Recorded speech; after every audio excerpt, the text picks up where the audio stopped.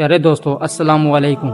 جیسا کہ آپ لوگ جانتے ہیں، شراب یعنی الکوہل اسلام میں اور دیگر آسمانی کتابوں میں منع فرمائی گئی ہے اور قرآن پاک میں اسے حرام قرار دیا گیا ہے۔ بہت سے اسلامی ممالک ایسے ہیں جن میں الکوہل پر پابندی عائد ہے، جیسے کہ Pakistan, Afghanistan, Iran, Brunei, Libya, Sudan اور عرب ممالک شامل ہیں۔ اور حالیہ میں 70 سال بعد سعودی عرب کے شہر ریاض میں یہ شراب خانہ کھولا گیا ہے، جب سعودی عرب کے بااختیار ولی عہد شہزادہ محمد بن سلمان کا مقصد مملکت کو سیاحت اور کاروبار کے منظر بنانا ہے۔ سعودی عرب میں سفارتکاروں کے لیے پہلی بار الکوہل اسٹور کھولنے کی تیاری۔ In a few weeks from now, Saudi Arabia will be opening its first alcohol shop. Riyadh will see legal liquor sales after 7 decades. Saudi Arabia is set to open its first alcohol shop. Alcohol, as is well known, is forbidden in Islam, but nearly every Muslim country has found ways and means to enable non-Muslims to drink and perhaps looked the other way if Muslims broke their law. دہائیوں کے بعد سعودی عرب میں شراب کی دکان کھولنے کا منصوبہ تیار۔ سعودی حکام کا کہنا ہے کہ وہ ریاض میں شراب کی ایک دکان کھولنے کی تیاری کر رہے ہیں، جہاں غیر مسلموں کے لیے شراب فروخت کی جائے گی۔ رسول اللہ صلی اللہ علیہ وآلہ وسلم نے فرمایا، میرے پاس جبرائیل علیہ السلام آئے اور عرض کیا، اے اللہ کے حبیب، بے شک اللہ تعالیٰ کی لعنت ہے شراب پر اور شراب بنانے والے پر، بنوانے والے پر اور شراب کے پینے والے پر، اٹھانے والے پر جس کے لیے اٹھائی گئی، اور شراب بیچنے والے پر اور خریدنے والے پر، شراب پینے والے پر، پلانے والے پر۔ فرمایا رسول اللہ صلی اللہ علیہ وسلم نے کہ شرابی اگر مر جائے توبہ کیے بغیر تو وہ اللہ تعالیٰ کے دربار حاضر ہوگا جیسے بت پرست ہوتا ہے۔ 1940 میں جب سعودی عرب کی سرزمین پر تیل کی دریافت ہوئی تو کچھ ہی سالوں میں 1976 کے بعد سعودی عرب میں تیزی سے ترقی دیکھنے کو ملی۔ شراب کو پہلی بار 1951 میں بین کر دیا گیا تھا، اور اسے بین کرنے کے پیچھے ایک کہانی ہے۔ دراصل بات یہ ہے کہ السعود کے ایک بیٹے جس کا نام تھا پرنس مشاب السعود، اور یہ جب صرف 19 سال کا تھا، برٹش فورین ڈپلومیٹس کی ایک پارٹی کے اندر یہ نشے کی حالت میں موجود تھا۔ اس کے سامنے برٹش وائس کونسلر بھی موجود تھا۔ جب اس نے برٹش ڈپلومیٹ سے مزید شراب مانگی تو اس نے شراب دینے سے انکار کیا اور کہا، آپ تو پہلے ہی نشے میں ہیں۔ تو غصے میں آ کے شہزادے نے اپنی گن نکالی اور اس پر گولیوں کی بچھاڑ کر دی۔ کسی بھی ملک کے سفیر کو قتل کرنا اس ملک پر حملہ شمار ہوتا ہے، لہٰذا مجبور ہو کر عبدالعزیز السعود نے اپنے بیٹے کو پکڑوا کر عمر قید کی سزا دلوا دی، اور اس واقعے کے بعد اس ریاست کے اندر شراب پر مکمل طور پر پابندی لگا دی گئی۔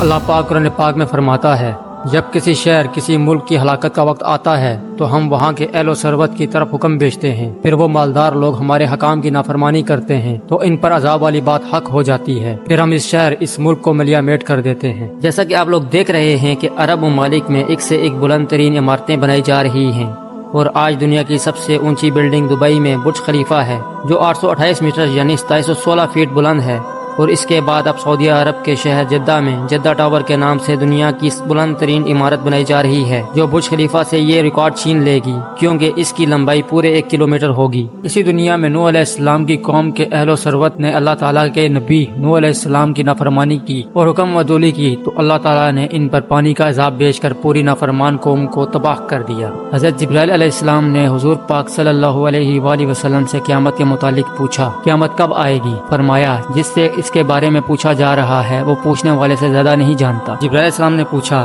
پھر اس کی نشانیاں کیا ہیں؟ آپ صلی اللہ علیہ وسلم نے فرمایا، جب لونڈی اپنی مالکن کو جنم دیتی ہے، جب تم دیکھتے ہو کہ ننگے پاؤں ننگے بے سہارا چرواہے اونچی عمارتیں بنانے میں مقابلہ کرتے ہیں۔ مسلمانوں کا دعویٰ ہے کہ یہ ایک انتہائی درست اور مخصوص پیشن گوئی ہے جو اس مظاہر کی پیشن گوئی کرتی ہے جو آج ہم جزیرہ نما عرب کے تیل سے مالا مال ممالک میں اونچی عمارتیں بنانے کے لیے ایک دوسرے سے مقابلہ کرتے ہوئے دیکھ رہے ہیں۔ اسی طرح پھر قوم عاد کے اہل و ثروت نے اللہ تعالیٰ کے نبی حضرت ہود علیہ السلام کی حکم عدولیاں اور نافرمانیاں کی۔ ان کو جب سیدنا ہود علیہ السلام نے عذاب الہی سے ڈراتے کہ اے میری قوم نافرمانیوں سے باز آ جاؤ ورنہ اللہ کا عذاب آ جائے گا، تو قوم عاد کہتی، اے ہود تو ہمیں کس عذاب سے ڈراتا ہے؟ کہاں ہے تیرے رب کا عذاب؟ اور جب ان کی نافرمانیاں اور حکم عدولیاں حد سے بڑھ گئیں تو اللہ تعالیٰ نے آندھی کی صورت میں عذاب بھیج دیا جس سے ساری قوم ہی ملیا میٹ ہو گئی۔ رسول اللہ صلی اللہ علیہ وآلہ وسلم نے فرمایا کہ شرابی اگر مر جائے توبہ کیے بغیر تو وہ اللہ تعالیٰ کے دربار حاضر ہوگا جیسے بت پرست ہوتا ہے۔ اب آج کل کے دور کے حوالے سے دیکھیں تو شراب جیسی بیماری امیر لوگوں کی عادتوں میں شامل ہے۔ ہمارے مسلمان ممالک کے حکمرانوں اور وزراء کو ہی دیکھ لیں جو بڑی بڑی محفلوں میں شراب پینا ایک فخر محسوس کرتے ہیں، یہ کھلے عام خدا اور رسول اللہ صلی اللہ علیہ وسلم کے احکامات کی نافرمانی اور حکم و دولیاں کر رہے ہیں، اور یہ بھول گئے ہیں کہ ہم پر عذاب الہی نہیں آ سکتا کیونکہ ہم مسلمان ہیں، لیکن اگر وہ تاریخ کا بغور مطالعہ کریں تو ان کے ہوش ٹھکانے آ جائیں۔ نبی اکرم صلی اللہ علیہ وسلم نے شراب سے، جوئے، شطرنج اور بدبد سے منع فرمایا ہے، اور فرمایا ہر نشہ دینے والی چیز حرام ہے۔ سورہ الانعام میں اللہ پاک فرماتا ہے، لوگو اللہ تعالیٰ کے ان احسانات کو یاد کرو جو اللہ تعالیٰ نے تم پر کیے ہیں۔ ذرا سوچو تو صحیح، اللہ تعالیٰ کے علاوہ بھی کوئی خالق ہے جو تم کو آسمان و زمین سے روزی پہنچاتا ہو؟ اس کے سوا کوئی حقیقی معبود نہیں۔ پھر اللہ تعالیٰ کو چھوڑ کر تم کہاں چلے جا رہے ہو؟ اللہ پاک ہمیں سمجھنے اور نیک عمل کرنے کی توفیق عطا کرے، آمین۔ باقی آپ اس بارے میں کیا سوچتے ہیں اس کا اظہار کمنٹ باکس میں ضرور کریں۔ اگر آپ کو ہماری یہ ویڈیو پسند آئی ہو تو ویڈیو کو لائک کریں، اور مزید ایسی انفارمیٹیو ویڈیوز دیکھنے کے لیے ہمارے چینل کو سبسکرائب کریں۔ شکریہ۔